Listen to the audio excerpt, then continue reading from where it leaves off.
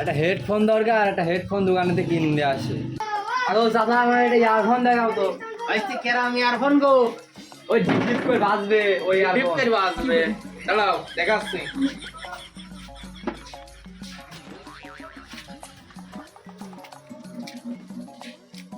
এই নাও, এই deep deep করে বাজবান গো।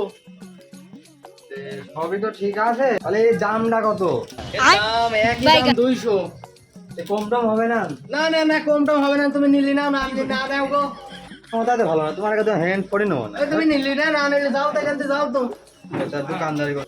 এই তুই তো ব্যবসা র বুঝিস নি রে, তুই কাস্টমারটা ভালো ব্যবহার করতে তো ব্যবসা বুঝিস নি। হ্যাঁ, আমি তোর বেশি দেখাচ্ছি। বেসেক বেসেক তুই বেসেক।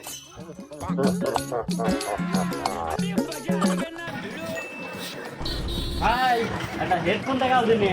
ভালো তা ভাই সর্বোচ্চ ভালোটা দাও। এ দেখো, এ খুব ভালো, এটি ইয়ারফোন নতুন, এই খুব ভালো।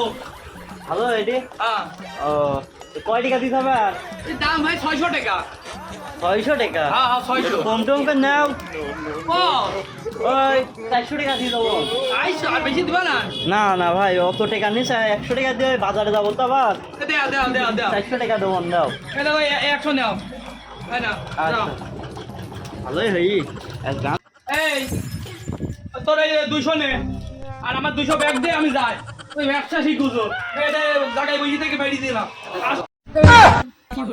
দোস্ত কামটা করলি কি তুই?